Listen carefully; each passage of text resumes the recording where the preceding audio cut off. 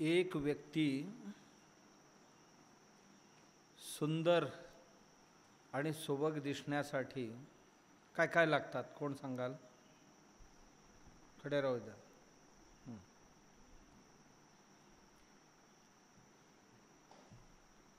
हा सुंदर दिसायला पाहिजे, सुबक दिसायला पाहिजे, छानपैकी. याच्यासाठी काय काय लागणार? एका गोष्टीवरच सगळे चालते की आणखीन काय काय तरी वेगवेगळे लागतात? काय काय लागतात सांगा बघू. हां, काय पाहिजे? शरीर यष्टी चांगले पाहिजे एक. हां, सुदृढ शरीर पाहिजे एकच. हां, सुंदर असायला पाहिजे. म्हणजे काय असायला पाहिजे सुंदर म्हणजे? सौंदर्य कशात असते ते? म्हणजे ह्याची डोळे नाक कान सगळे मापात असायला पाहिजे, बरोबर? नाहीतर एवढा लांबडं नाक आणि छोटी छोटी डोळे आणि एवढ्या जनावरासारखे कान असेल तर होईल का? नाही. म्हणजे ते सगळे मापात असायला पाहिजे, त्याला सौंदर्य म्हणतात. आणखीन हां, सुंदर दिसण्याकरता आणखीन काय काय पाहिजे? काय एक बस एवढ्यावर सुंदर दिसेल? हां, शान. हां, विचार चांगले पाहिजे. सुंदर दिसायला विचार चांगले पाहिजे. हां हां, उंची आणि जाडी वगैरे आहे ना ते मापात पाहिजे. मगाशी सांगितले ना, शरीर यष्टी जे आहे ते सर्वही मापात पाहिजे. आणखीन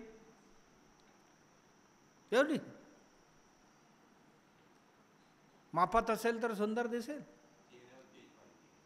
चेहऱ्यावर तेज पाहिजे, बरोबर. आणखीन 5 झाले. हां, डोळे बाणदार पाहिजे, पाणदार पाहिजे, होय ना? हां, केस आहेत ना ते व्यवस्थित पाहिजे, लांबलचक पण नाही पाहिजे आणि एकदम गांधी कटिंग पण नाही पाहिजे, बरोबर? ठीक आहे. आणखीन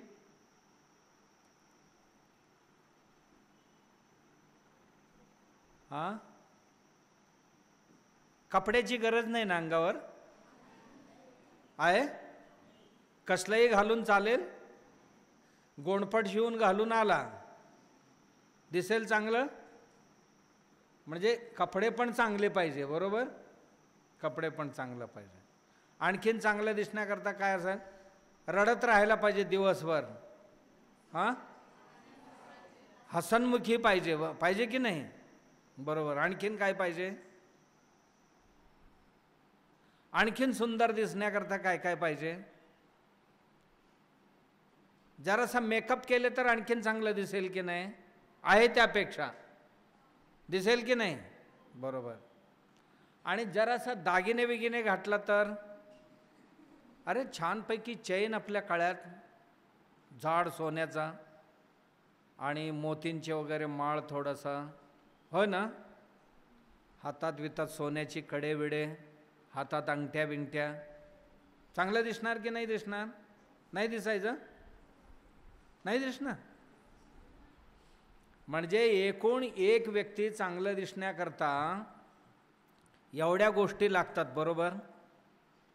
बाहेरून चांगलं दिसण्यासाठी जसं व्यक्तीला बाहेरचा एक बाजू आहे तसा आतली पण एक बाजू आहे, याला बहिरंग म्हणतो. आणि व्यक्तीला एक अंतरंग असते. बाह्यांग आहे, ह्याला काही करून आपण सुंदर बनवता येतं. बनवता येईल की नाही? म्हणजे चांगल्यापैकी खाऊन पिऊन, मग तुम्ही सांगितलं तसं मस्तपैकी खाऊन पिऊन शरीर यष्टी चांगली ठेवली पाहिजे. आणि कपडे गिपडे चांगले पाहिजे, जरासा मेकअप चांगले पाहिजे, केसबीस नेट नेटका पाहिजे, दात घासलेले असायला पाहिजे, नखबिक ठीकठाक ठेवायला पाहिजे. असं असेल तर एक व्यक्ती सुंदर दिसते. आणि दागिने असतील तर आणखीन सुंदर दिसते. जर बाह्यांग सुंदर दिसण्याकरता एवढं लागते तर माणसांचे अंतरंग एक असते आतलं. फोटोग्राफर दोघे जण असतात. फोटोग्राफर किती जण? एक बाहेरचा फोटो काढणारा, एक आतला फोटो काढणारा, है ना. हे जे आता चालू आहे तिथे हे बाहेरचे फोटो काढतात, पण आतला फोटो कुठे काढतात? शरीरात आतमध्ये काय झालं तर फोटो काढून बघतात ना, ते कुठे करतात? हा, दवाखान्यात एक्सरे म्हणतात, सोनोग्राफी म्हणतात, है ना, आणि सिटी स्कॅन म्हणतात, MRI म्हणतात. सगळे आतले फोटो काढते की नाही? बरोबर, ती आतली काढते. अजून एक पार्ट आहे आतमध्ये, त्याची फोटो काढता येत नाही. कुठलं? मन. ब्रेनची फोटो काढता येईल, पण मनाची फोटो नाही काढता येणार.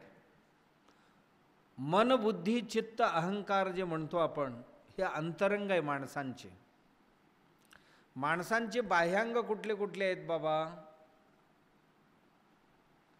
कान 2, त्वचा, डोळे, नाक, जीभ.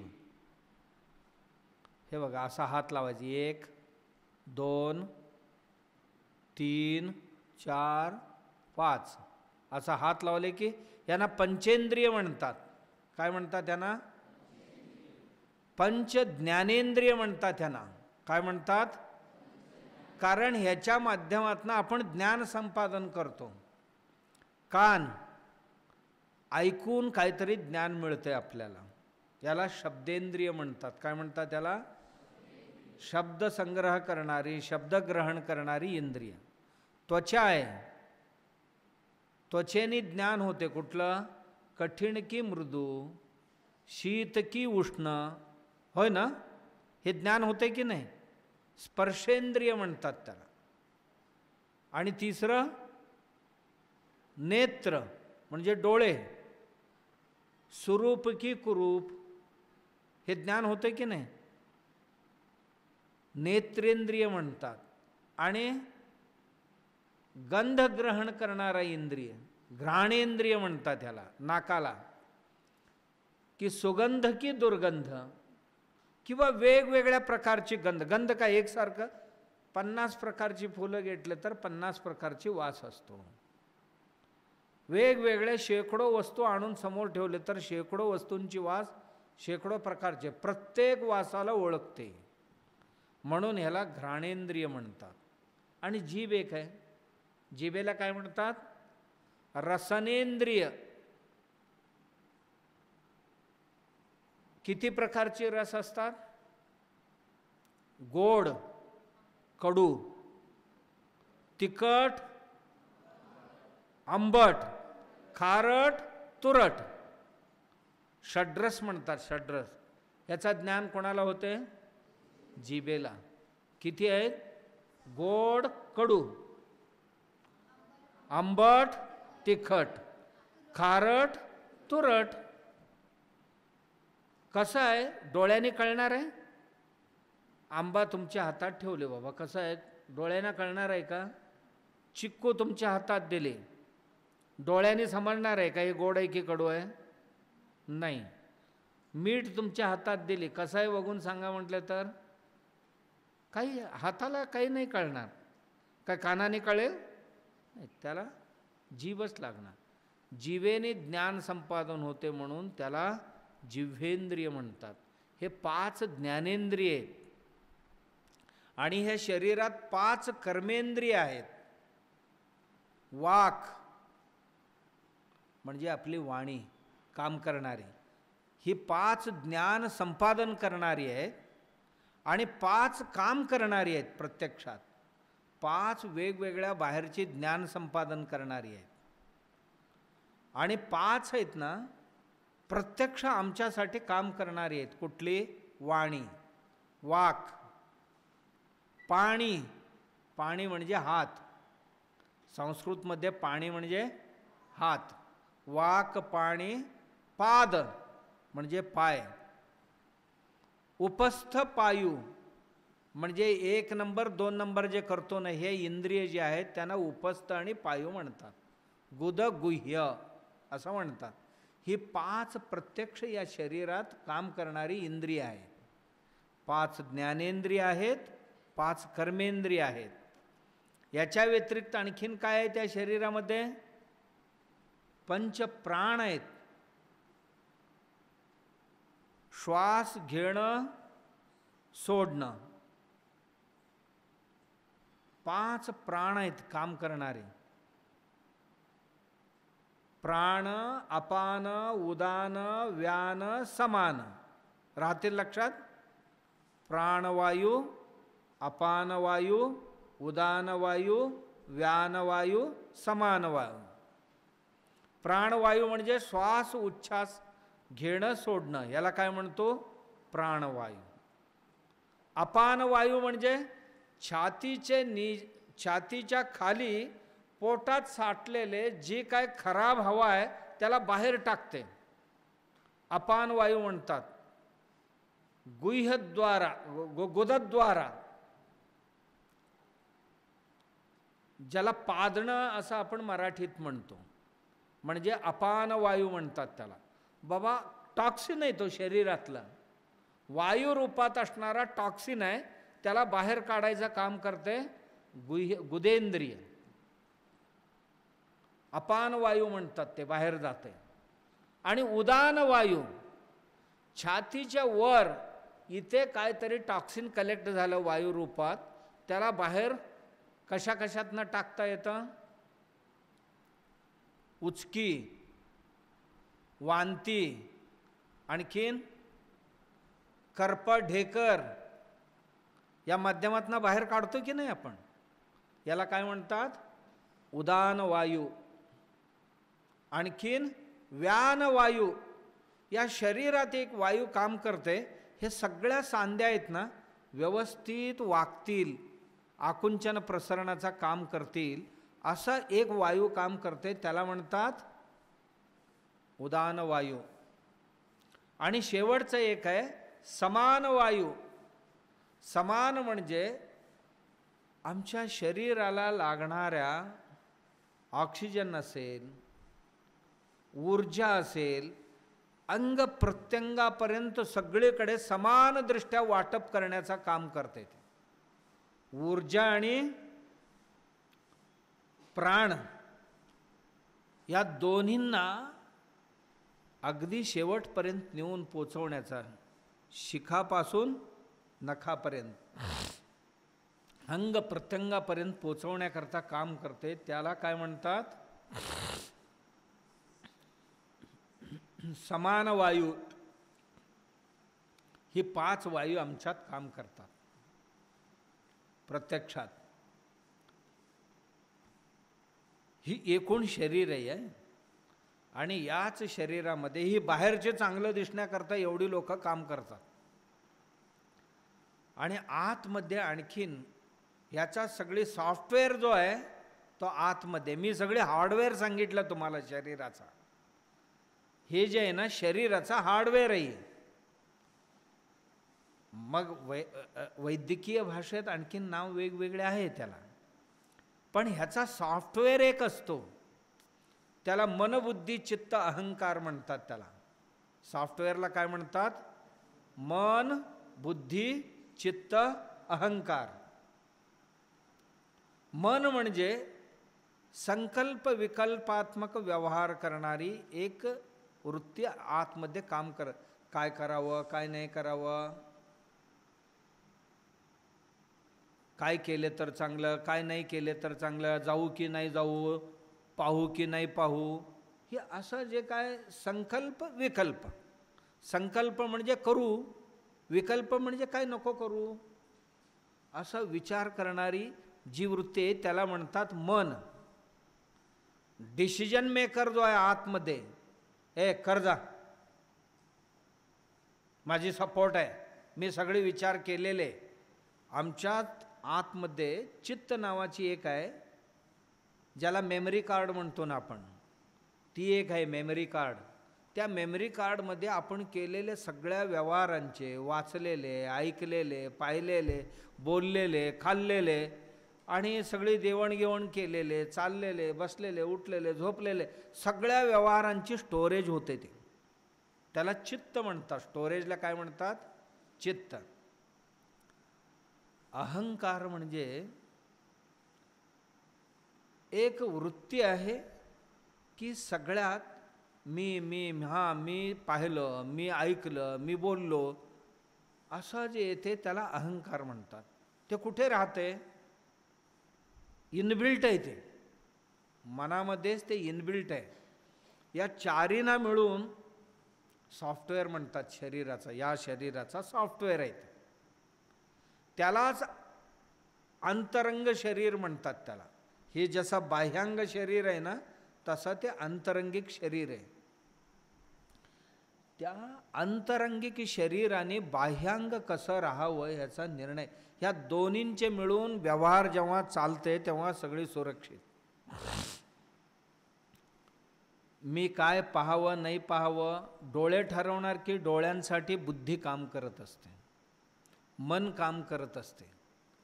मी काय खावं की नाही खावं हे कोण ठरवतं? मला भूक लागले की नाही लागले विचार कोण करतो? तोंड नाही करत विचार, ही बुद्धी विचार करतं, मन विचार करते. बघा ह्या शरीराला आज भूक आहे का? खाल्ले तर पचन करू शकेल की नाही करू शकेल याचा विचार करा. हे सगळे विचार ते सॉफ्टवेअरमध्ये सगळे चालते. मग सॉफ्टवेअर कमांड देते बुद्धीला.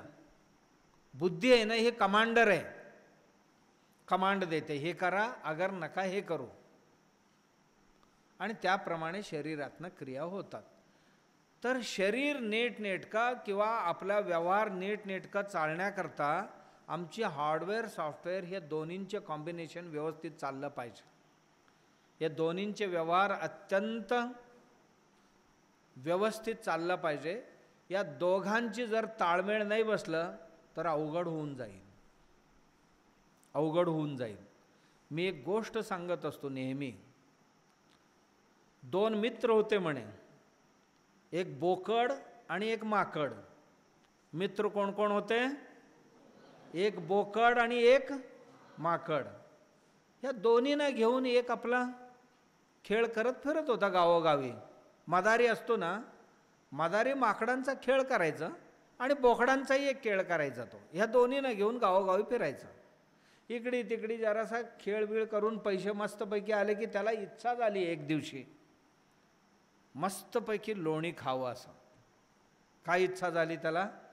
आज लोणी खरेदी खावं, एक अर्धा किलो, आणि मस्तपैकी आज दिवसभर 2-3 जेवणात लोणीच खावं असं त्याची इच्छा झाली.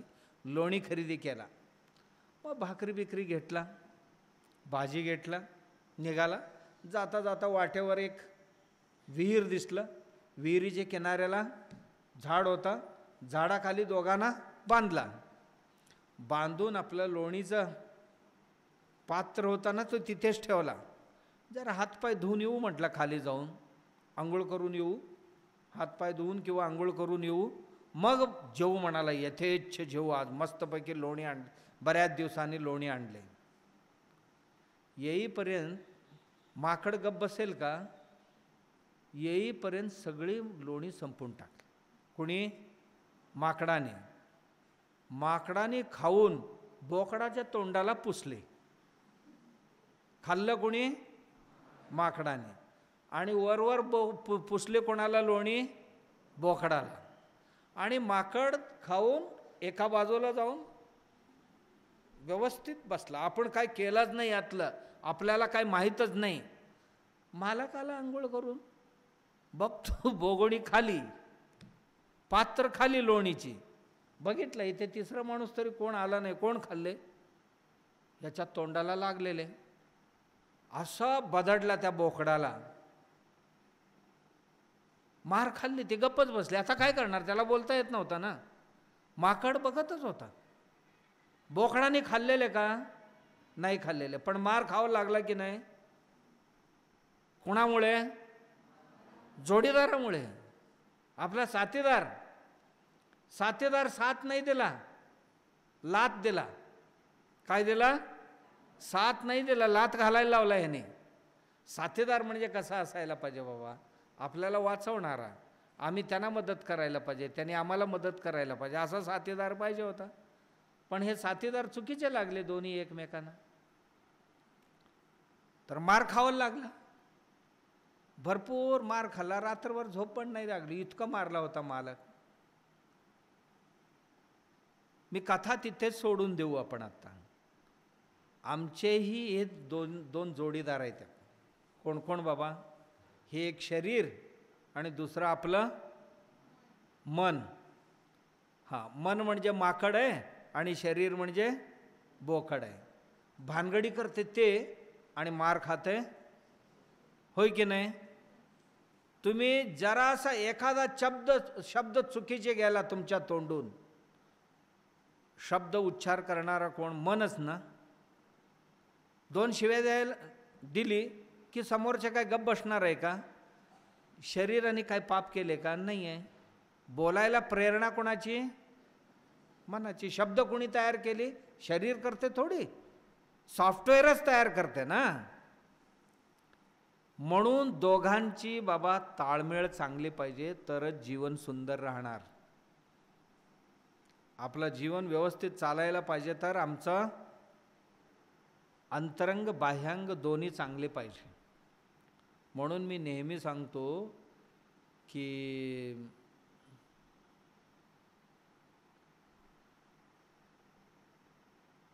संगीत कचेरी असते, संगीत कचेरीमध्ये एक गाणारा असतो, एक पेटी वाजवणारा असतो, सूरपेटीवाला, आणि एक तबला वाजवणारा असतो. तिघांचं चालतंय. गाणारा ज्या स्वरात गातो त्याच स्वरातच पेटी वाजवली पाहिजे आणि ज्या ताळात गातो त्याच ताळात तबला वाजवणाऱ्याने वाजवायला पाहिजे. मग गाणारा एका स्वरात गायला लागला, त्या तबलावाला दुसरा सुरू केला, पेटीवाल्याने दुसरं सुरू, होईल का संगीत? नाही. तसं आमची आतली आणि बाहेरची बुद्धी, मन, शरीर या तिन्ही एक सुरात जर काम करणार असतील तर आपण सुंदर दिसणार आणि चांगले काम करणार. जर ह्या तिघांचा बेसूर झाला, कोणाचाही धड काम होणार नाही. कारण आमची अंतरंग बहिरंग आहे ना, हे दोन्हींची फार जवळचे संबंध आहे. माणसाला भूक लागली, चिडचिडेपणा वाढतो की नाही? मन काय खाते का? भाकरी खाल्लेले मनाने काय भाजी खाते, आमटी खाते? काही नाही. ही भाजी आमटी सगळी कोणाला लागणार? शरीराला. जर वेळेत ह्याला नाही भेटलं, 1-5-6 तास उशीर झाला, दिसेल त्याच्यावर तुटून पडते. मन का? शरीराचा मनाचा जवळचा संबंध आहे. शरीराला त्रास झाला तर तो मनाला पण होतो त्रास. कधी कधी माणसाला राग येतो. राग कोणाचा स्वभाव? शरीराचा की मनाचा? मनाचा. जोरात मस्तपैकी राग आला तर लालबुंद होतो की नाही? नाक, चेहरा लालबुंद, डोळे लालबुंद होतात की नाही? म्हणजे मनाचा परिणाम शरीरावर दिसतो. आणि शरीराला काय झालं तर त्याचा परिणाम वेदना झाले, शरीरात दाढ दुखायला लागली, गुडघे दुखायला लागले, मन अस्वस्थ होते की नाही? म्हणजे ह्या दोघांचाही फार जवळचा संबंध आहे, जवळचा संबंध आहे. तर ह्या दोघांनाही फार सुंदर पद्धतीने ताळमेळ घालून पुढे न्यावं लागतं. मनालाच आम्ही अंतरंग म्हणतो, शरीराला बहिरंग म्हणतो.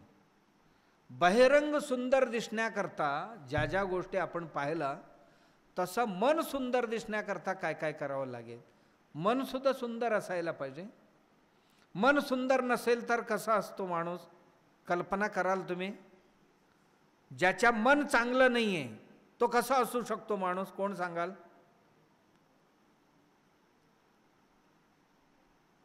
एक दरोडखोर आहे,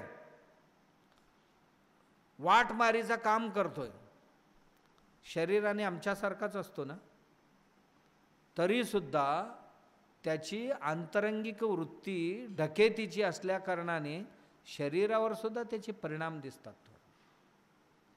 त्याचा अंतरंग शुद्ध नसेल तर शरीरातून बाहेर पडणारी जे काय लहर आहेत, वेव्ज आहेत, फार खराब बाहेर पडतात.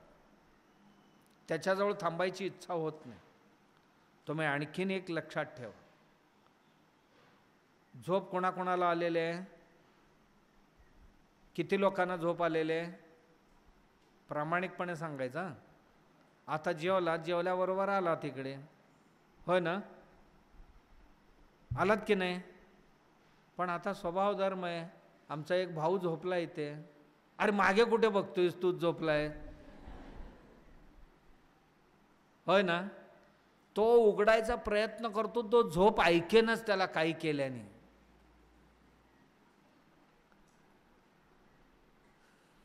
काय म्हणत होतो?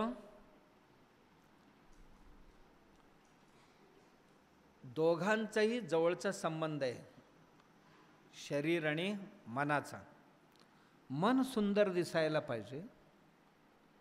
जर मन सुंदर नसेल, त्या व्यक्तीचा काही परिणाम, माझ्या मनात जर वाईट विचार चालले असतील तर त्या शरीरातून काही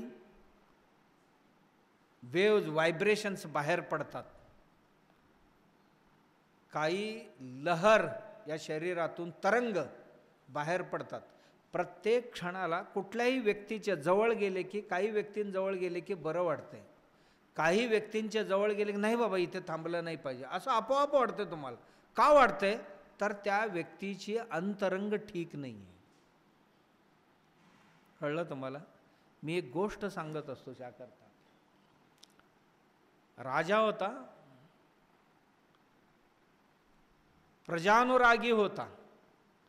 माझ्या प्रजांना कशाचाही काही कमी पडू नये याचा रात्रंदिवस काळजी घेणारा होता.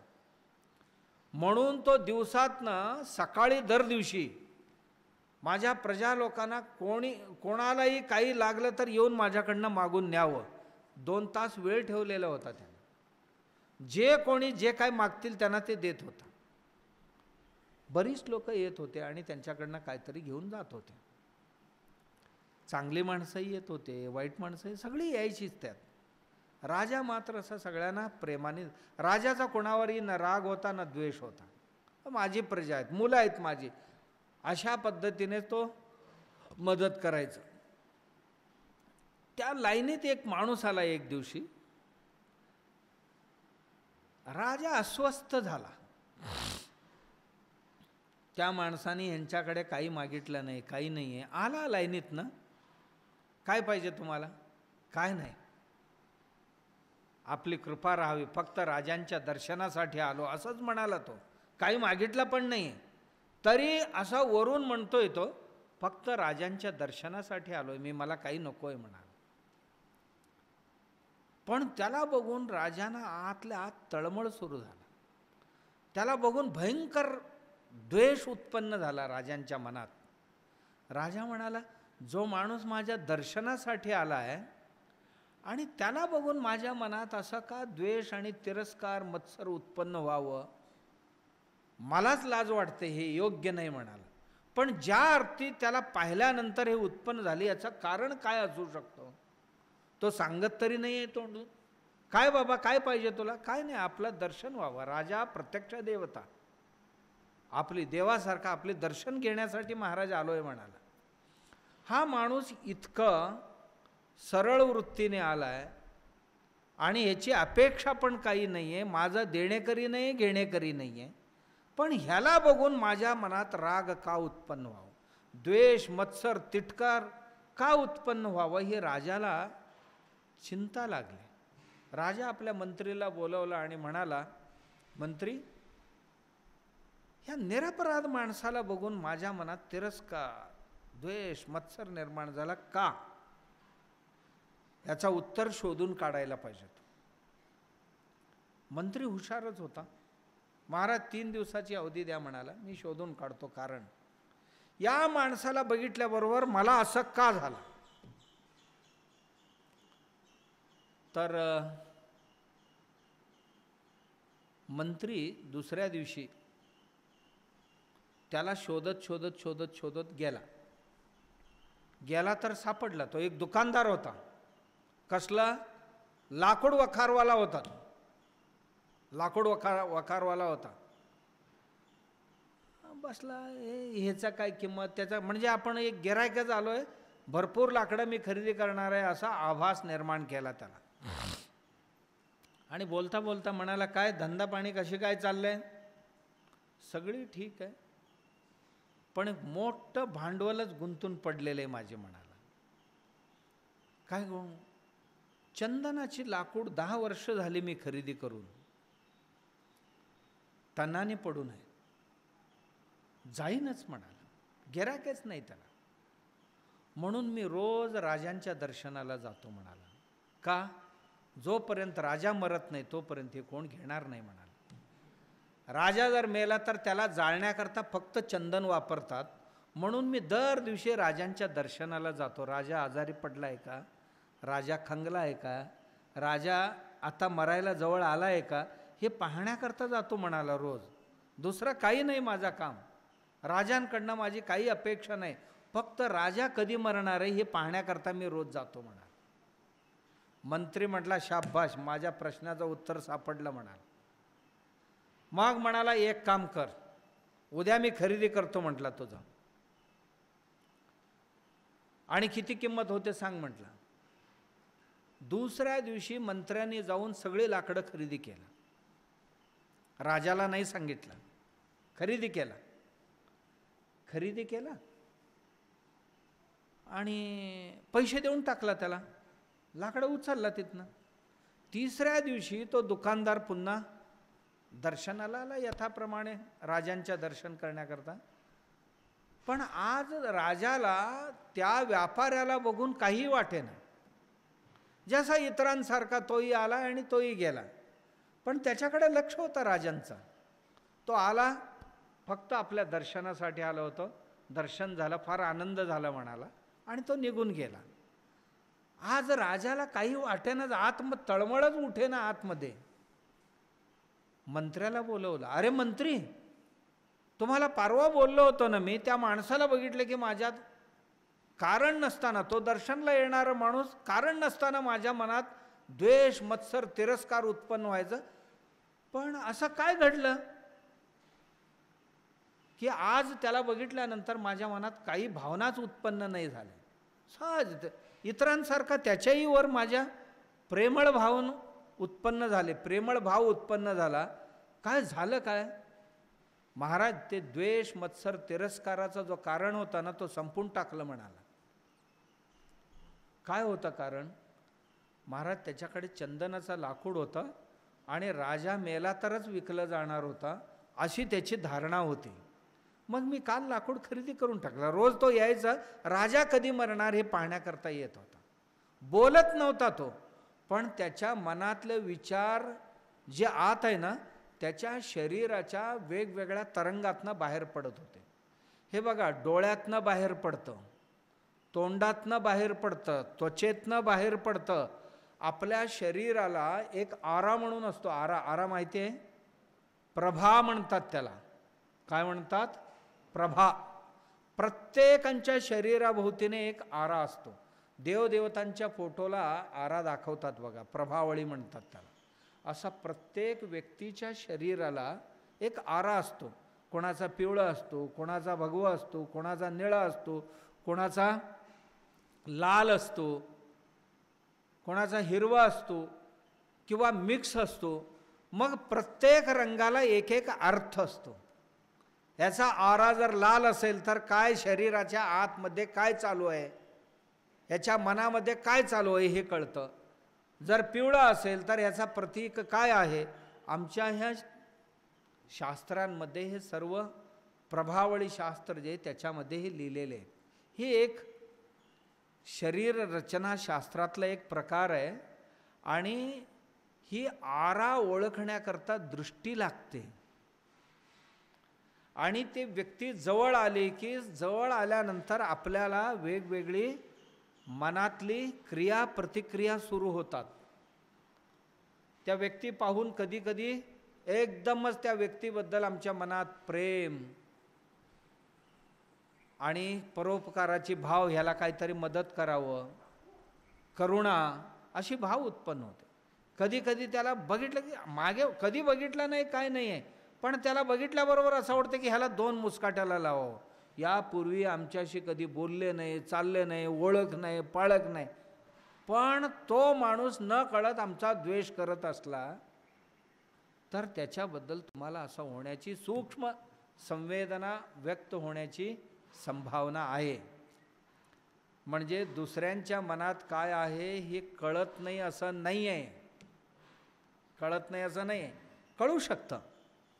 माणूस दुसरा काय करतो हे त्याच्या शरीरातनं बाहेर पडणारी जे तरंग असतात, सूक्ष्म तरंग, त्या तरंग आम्हाला चेतवतात, आम्हाला जाणवतात. असा हा व्यवहार चालत असतो. मग आमचा अंतरंग छान ठेवण्यासाठी काय करायला पाहिजे, अंतरंग सुंदर बनवण्यासाठी काय करायला पाहिजे, कोण सांगणार? बहिरंग सुंदर बनवण्याकरता काय करायला पाहिजे तुम्ही सांगितलात. अंतरंग सुंदर बनवण्यासाठी काय करायला पाहिजे की एन केन तुम्ही कोणालाही अप्रिय होणार नाही, कोणी आपलं द्वेष करणार नाही, आपलं मत्सर करणार नाही. बाहेरून कितीही नाटक करू दे आम्ही, पण आतलं हालचाली जी आहे ती बाहेर प्रकट होते आणि ते होते. काय करायला पाहिजे? अंतरंग सुंदर ठेवण्यासाठी काय करायला पाहिजे? दुसऱ्यांबद्दल प्रेम आदर असायला पाहिजे. चांगल्या ग्रंथांची वाचन करून त्यांची विचार मनात ठेवली पाहिजे. आणखीन विचार सकारात्मक ठेवली पाहिजे. बघा त्यांचं म्हणणं आहे पॉझिटिव्ह थिंकिंग, सकारात्मक विचार करण्याची एक कला अवगत करून घ्यायला पाहिजे आम्ही. 3 झाले. बाबा आपली वाणी शुद्ध आणि सुंदर ठेवायला पाहिजे. असं ही झाली बाहेर. आत मन कसं सुंदर बनवायचं? आत जी बोलणार नाहीये, जी पाहणार नाहीये, जी ऐकणार नाहीये, ही सगळे बाहेरच्या गोष्टी झाले. पाहणं, ऐकणं, बोलणं हे सगळे बाहेरचे झाले. आत मन सुंदर बनवण्याकरता, सुडाऊल बनवण्यासाठी काय करायला पाहिजे? एकाग्र व्हायला पाहिजे. त्यांचं म्हण आहे की मनाला एकाग्र बनवायला पाहिजे तर अनेक गोष्टी ग्रहण करून सशक्त बनते, असं त्यांचं म्हणणं आहे. सशक्त होण्यासाठी एकाग्रता फार आवश्यक आहे. आणखीन जवळ जाण्याचा प्रयत्न कोणी करेना अजून. समाधानी राहायला पाहिजे. अच्छा बाबा, समाधान नावाची एक वृत्ती. मिळालं नाही मिळालं, मिळाला तरी बरं, नाही मिळाला तरी बरं, केला तरी बरं, मित्र आहे मदत केला तरी बरं, नाही केला तरी बरं, कोण काय चांगलं म्हटलं तरी ठीक आहे, कोण जरासं वेडेवाकडे बोलले तर ठीक आहे बाबा. ह्याला म्हणतात समाधान वृत्ती. ती असायला पाहिजे. त्यांचं म्हणणं आहे समाधान नावाचा एक गुण बाळगायला शिकायला पाहिजे. आणखीन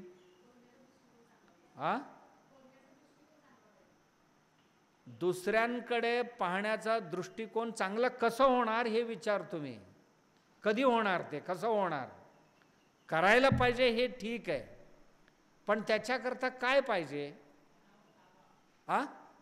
मनावर ताबा. तेच विचार तुम्ही कसं ठेवायचं? काय असेल तर ताबा राहील. एक बघा ह्यांनी सांगितले सॅक्रिफाईस. नेहमी त्यागवृत्ती आमच्याजवळ असायला पाहिजे. आम्ही ओरबडण्याची नाही आहे, काहीतरी द्यायला शिकायला पाहिजे. देण्याची वृत्ती आमच्याकडे मजबूत करत जायला पाहिजे. त्यागवृत्ती पाहिजे. आणखीन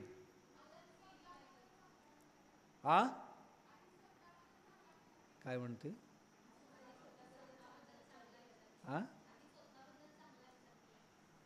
स्वतःबद्दल चांगला विचार केला पाहिजे. कसं करायचं?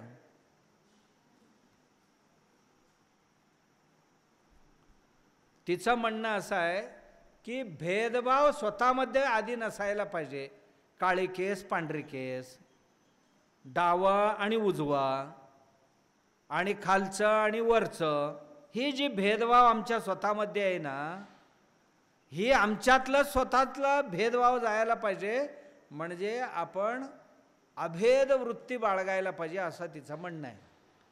की भेदबुद्धी मनात नको. आणखीन 2च सांगितले आत्तापर्यंत. हा परोपकार भावना दृढ करायला पाहिजे. नेहमी मला कोणतरी मदत करावं ही अपेक्षा करण्यापेक्षा मी काय काय करू शकतो, ही परोपकार वृत्ती दिवसेंदिवस कसं वाढवायचं, कसं मजबूत करायचं, हे केल्याशिवाय मन सुंदर होणार नाही. सुंदर म्हणजे दुसऱ्यांना आकर्षक वाटणार. तुम्ही जवळ गेला तरी सुद्धा सांगावं लागत नाही, तुमच्यावर लोक तुटून पडतील. परोपकार वृत्ती पाहिजे. आणखीन तुम्ही जर नम्र असाल, जे भूत नम्र असेल ते जग जिंकते असं म्हणतात. नम्रता माणसांना खूप मोठ्या स्थानापर्यंत नेतं. ताठरपणा माणसांना कधी गाडून टाकेल माहीत नाही. नम्रता भाव धारण करायला पाहिजे. आणखीन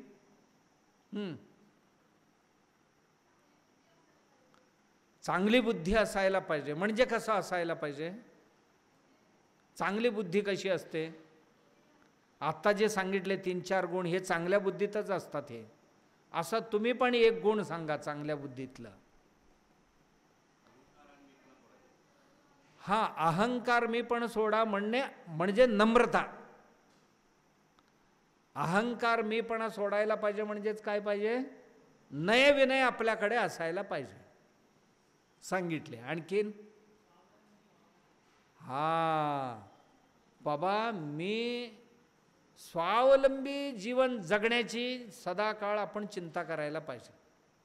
जे काय होईल मी करेन, मला कोणतरी मदत करावं ही भावना फारसं ठेवायचं नाही.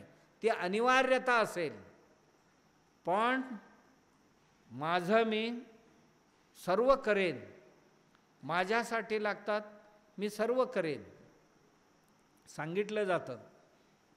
एके दिवशी गांधीजींचे कटिंग करणारा आला नाही, दाढी करणारा म्हणून. त्या दिवशी गांधीजींनी ब्लेड आणून स्वतःच्या यांना सेविंग करून घेतली, दाढी करून घेतली. त्याच दिवशी त्यांच्या संध्याकाळचे प्रार्थनेत सांगून टाकले, मी एका व्यक्तीपासून मुक्त झालो. म्हणजे एका व्यक्तीच्या अवलंबन माझा संपला. म्हणजे जो क्षौरिक होता, नाभिक होता, बाबा त्यांच्यापासून मला स्वातंत्र्य मिळालं आज. एके दिवशी प्रार्थनेला जाताना चपलाची अंगठी तुटली. तुटल्याबरोबर त्यांनी कुठनं तरी जरासा रशीविशी घेऊन त्याला बांधून प्रार्थनेला गेले. रात्री दुसऱ्या दिवशी सकाळी प्रयत्न करून एक दाबण आणि धागा घेऊन ते बांधले व्यवस्थित. बांधल्यानंतर व्यवस्थित चालायला लागले. म्हणाला, मला माझ्या चप्पल बनवणाऱ्यांवर जे डिपेंडन्सी होती, अवलंबन होता, त्यांच्यापासून मला स्वातंत्र्य मिळाला. आणि एके दिवशी त्यांचा सहाय्यक जो होता गांधीजींचा, तो कुठेतरी गेला, आलाच नाही. त्यामुळे गांधीने स्वतः आंघोळ करून स्वतःचे कपडे स्वतः धुतले. त्या दिवशी म्हणाले, बाबा कपडे धुणाऱ्यांपासून मला स्वातंत्र्य मिळालं आज, कारण त्यांनी धुतले तरच ह्यांनी घालायचं. याला म्हणतात स्वावलंबन, स्वातंत्र्य. आम्ही काय म्हणतो, स्वातंत्र्य म्हणजे मनाला येईल ते करणं स्वातंत्र्य नव्हे. स्वातंत्र्य म्हणजे कोणावरही अवलंबून न राहता सगळ्या काम माझं मी कसं करेन. स्वातंत्र्याचा अर्थ कळलं? काही लोकांना काय वाटतं, स्वातंत्र्य म्हणजे मी काही केलं तरी मला कोणी विचारू नये, मी उघडं फिरेन नाही तर नागडं फिरेन, मला कोण विचारू नये, मी दारू पिईन, धिंगाणा घालेन, मी लोळेन, उडी मारेन. हे स्वातंत्र्य नव्हे. स्वातंत्र्य म्हणजे स्वतःच्या तंत्राने सर्व काम करेन मी. स्वातंत्र्य म्हणजे स्वतंत्र. स्वातंत्र्य शब्दाचा अर्थ काय? स्वतंत्र. सगळे काम माझ्या तंत्राने मी करू शकतो. सुंदर सांगितलं त्याने. हे जर मनात बाळगलं तर मी खूप सुंदर बनणार. आणखीन हा संयम, सहनशीलता, बारीक सारीक गोष्टींना प्रतिक्रिया जल्दी नाही करायचं. किरकोळ किरकोळ गोष्टींना पटकन तुटून पडायचं नाही. थोडासा अर्धा जाऊ द्या ना, असू द्या ना, होऊ द्या ना, येऊ द्या ना, असं म्हणायला शिकायला पाहिजे. पटकन रिॲक्शन नाही करायचं, प्रतिक्रिया नाही करायचं, तत्क्षण प्रतिक्रिया नाही करायचं. समजलं? संयम बाळगायला पाहिजे. आपल्याला खूप सुंदर बनवणार ते एक गुण आहे, माणसांचे अंतरंग मजबूत करणार. संयम असेल तर त्याच्या चेहऱ्यावर सुद्धा ते दिसते. संयम चेहऱ्यावर दिसते. आणखीन चारित्र्य म्हणजे काय असते ते? हे सगळे गुण चारित्र्याचीच भाग आहेत. असा आणखीन एक गुण म्हणती ती, पण तिला सांगता येत नाही. सांग, चारित्र्य म्हणजे काय असं?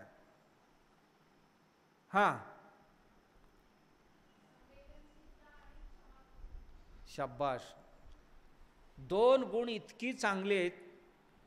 सगळे गुण एका गुणात कुठेतरी समावून ठेवता येत असेल, आत्तापर्यंत जी चर्चा केली ना, ह्या सगळ्या गुणांना एकातच कशात तरी घाला आणि असा एक गुण कुठला असेल तर ते संवेदनशीलता. काय म्हणतात त्याला? संवेदनशीलता. संवेदनशीलता म्हणजे दुसऱ्यांच्या सुखात सुखी, दुसऱ्यांच्या दुःखात दुःखी. दुसऱ्यांना जर काहीतरी कमी असेल तर मानो मलाच कमी आहे. दुसऱ्यांना आनंदोत्सव चालू आहे त्यांच्याकडे, जणू काही माझ्याच घरात आनंदोत्सव चालू आहे, अशी माझी धारणा पाहिजे. याला म्हणतात संवेदनशीलता. दुसरी सांगितलं तिनं क्षमा. संयमाचा पुढचा टप्पा आहे. छोटी मोठी चुका होणं स्वाभाविक असते आणि चुका झाल्यानंतर त्या व्यक्तीला जर पश्चाताप झाला असेल, नाही आपल्या हातून हे चूक झाले, माफ करा असं म्हटलं, तो म्हणण्यापूर्वीच आम्ही म्हणायला पाहिजे, अरे हे होत राहणार, चालायचं. अशा गोष्टी घडत असतात, चालायचं. याला म्हणतात क्षमा.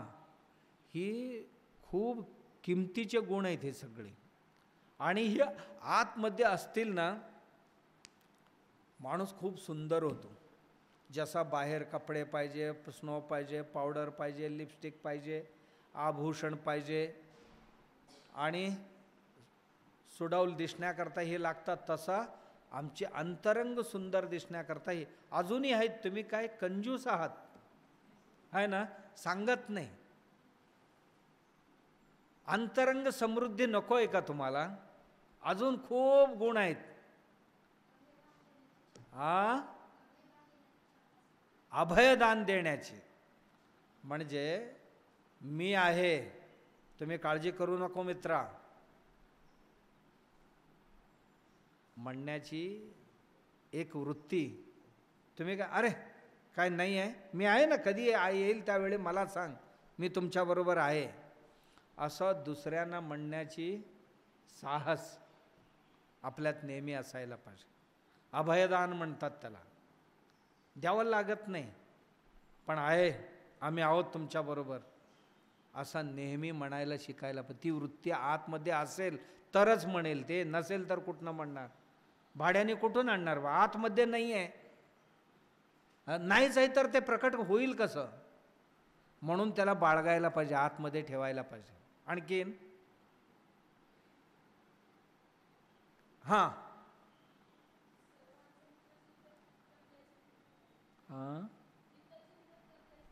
हितचिंतन.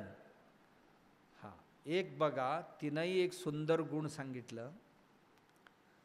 नेहमी इतरांच्या अहित चिंतण्यापेक्षा इतरांच्या हिताची चिंतन करण्याची एक सवय मनाला लावायचा. हे एक गुण आहे, हितचिंतक वृत्ती असं म्हणतात ह्याला. आमच्या मनाला ही एक वृत्ती किंवा ही एक गुण अवगत करायला पाहिजे, नेहमी दुसऱ्यांचं भलं कसं करता येईल. आमच्या मनात ह्याचा जिरवायचा कसा आणि त्याचा मोडायचा कसा. पाणी अडवा पाणी जिरवा म्हटलं तर हा काय म्हणतोय, माणूस अडवायचा माणसांचं जिरवायचं, होय ना. नाही, दुसऱ्यांना मी भलं कसं कसं करू शकतो. एखाद्या प्राणी काहीतरी दुःखी असेल तर ह्याचा दुःखात मी काय करू शकतो. एखाद्या व्यक्तीचा शैक्षणिक समस्या आहे, व ह्यानं मी कसा हातभार लागू शकेन. एखादा माणूस दरिद्र, या दरिद्र माणसाला मी काय मदत करू शकेन. एक आजारी माणूस असेल तर याला चांगला उपचार करणाऱ्यांचा मी कमीत कमी ॲड्रेस तरी देऊ शकतो का. हित करण्याकरता मला काय उपचार करणारा मी नाही आहे, पण चांगलं माझ्या माहितीचा कोणतरी चिकित्सक असेल तर त्या चिकित्सकापर्यंत पोहोचवता येईल का, त्याचा ॲड्रेस दिला तरी होऊ शकतो. नेहमी दुसऱ्यांचे हित पाहण्याची वृत्ती धारण केली पाहिजे. आणखीन काय, समजूतदारपणा. बरोबर, दुसऱ्यांना समजून घ्यायला शिकायला पाहिजे, समजूतदारपणा दाखवायला पाहिजे. ती मगाशी सांगितलेले 2-3 गुणांच्या मध्येच ही येऊन जाते, पण हे गुण सुंदर आहे. 2-3 गुणांचा एक समजूतदारपणा, म्हणजे दुसऱ्यांच्या भल्याचाही विचार करावं. दुसऱ्यांच्या छोटी मोठी चूक झाली असतील तर ते सोडून चांगलं त्यातनं ग्रहण करावं आणि क्षमाही करून टाकावं. समजूतदारपणाच्या पोटात क्षमा पण असते. सुंदर गुण आहे एक. आणखीन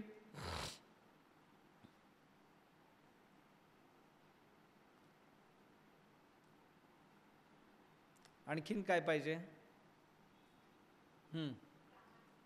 हां, मी विचार करत होतो कोणी का बोलत नाही. हे प्रामाणिकपणा असायला पाहिजे.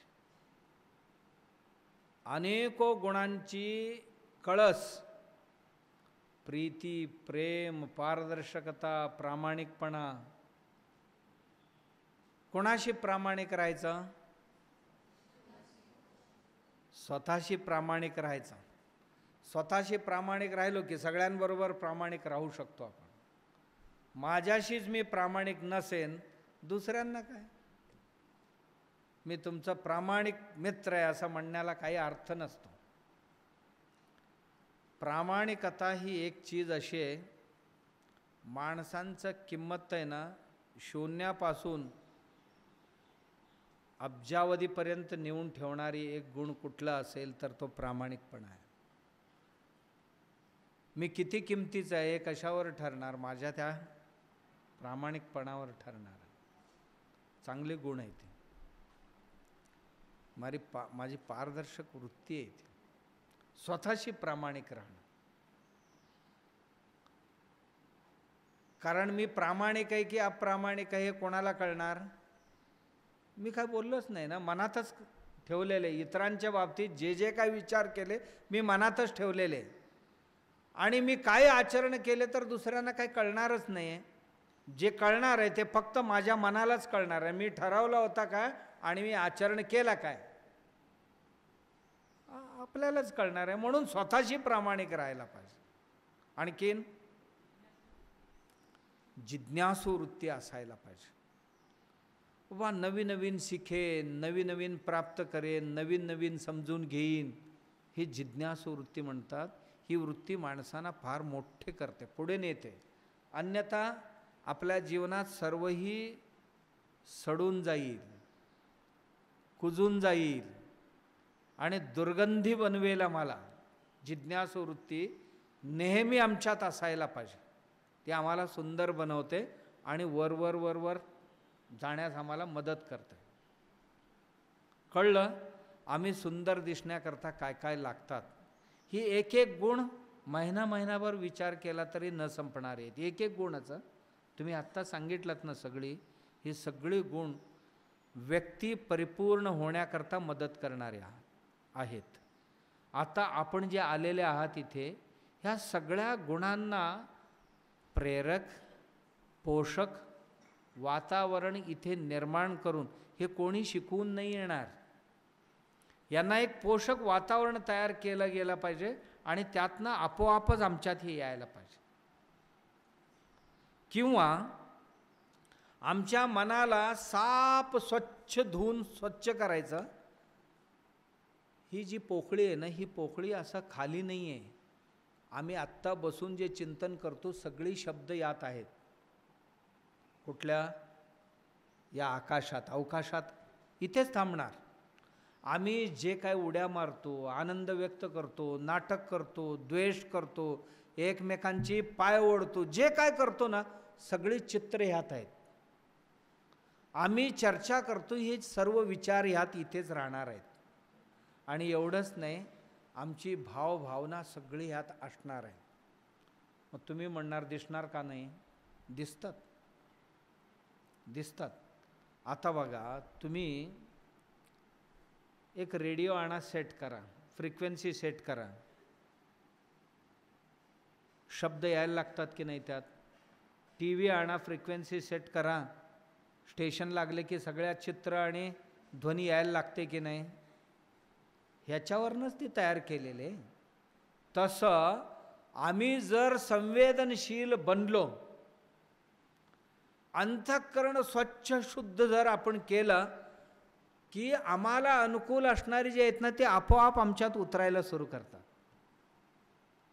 अन्यथा हे तीर्थक्षेत्र असतात, आध्यात्मिक क्षेत्र असतात, देवस्थान असतात, महापुरुषांचे वास्तव्याची ठिकाण असतात.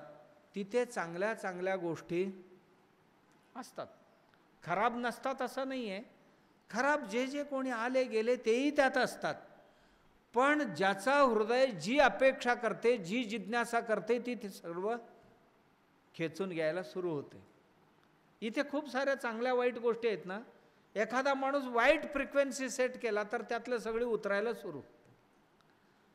मला चारित्र्यवान बनायचं आहे, चरित्रशील गोष्टी सगळे आमच्या मनावर बिंबायला सुरू होतात आणि माझी वृत्ती बदलायला सुरू होते. 10 दिवसात एक अत्यंत वाईट असणारा माणूस काहीही न सांगता, काहीही न करता चांगला होतो.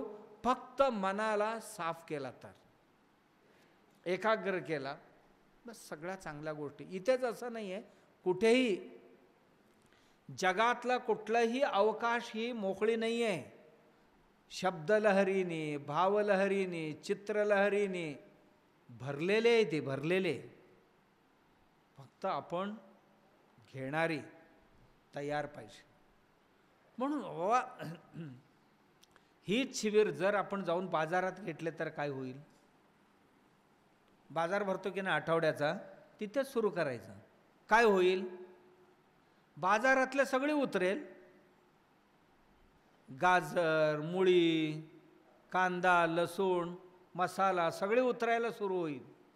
5 रुपये, 5 रुपये, 5 रुपये, 5 रुपये. मास्तर काही शिकू द्या समोर बसून, ते 5 रुपये जेवढं लवकर उतरते हे नाही उतरणार. का? तिथे तेच भरलेले आहेत. त्या ह्याच्यात गेलो की त्याचा आमच्या प्रभावलयापेक्षा ते प्रभावी असते आणि ते प्रेशर टाकते आपल्यावर. म्हणून स्थानसुद्धा महत्त्वाचं असतं, स्थानसुद्धा महत्त्वाचं असतं. थोडक्यात सांगण्याचा, आमची जसं आम्ही बाहेर सुंदर दिसतो तसा अंतरंग सुंदर बनवण्याकरता एवढ्या गुणांचा ग्रहण करता आला पाहिजे. आणि एक एक गुण आपण ग्रहण केले तर त्या गुणाला निष्ठून जाणार नाही इतका चांगल्या पद्धतीने सांभाळ पण केला पाहिजे. नाहीतर कधी कधी कठीण प्रसंग आले की प्रामाणिकपणा अप्रामाणिकतेत परिवर्तित होते, सहनशीलता तुटते आणि माणूस उर्मट उद्धट होऊ शकतो. का? कधीही सीमा ओलांडू शकतो. ते होऊ नये याकरता त्या गुणांचा जोपासना पण केला पाहिजे. नुसतं ते गुण ग्रहण करून चालणार नाही. अनेको त्या गुणांची शत्रू आहेत, त्यांच्यापासून त्या गुणाला खतपाणी घालून आपण वाढवलं पाहिजे. तेव्हाच आपण जसा बाहेर सुंदर दिसतो त्यापेक्षाही अद्भुत सौंदर्य आणि आपला अद्भुत प्रभाव या देशात जगात निर्माण करायचा असेल तर आपल्याला या गुणांचा कास धरावं लागेल. ठीक आहे? ओके, चला. ओम सर्वेत्र सुखिनः सन्तु. ओम सर्वेत्र सुखिनः सन्तु. सर्वे सन्तु निरामयाः. सर्वे भद्राणि पश्यन्तु. मा कश्चित् दुःखभाग् भवेत्. ओम शांति शांति शांति. हरि ओम.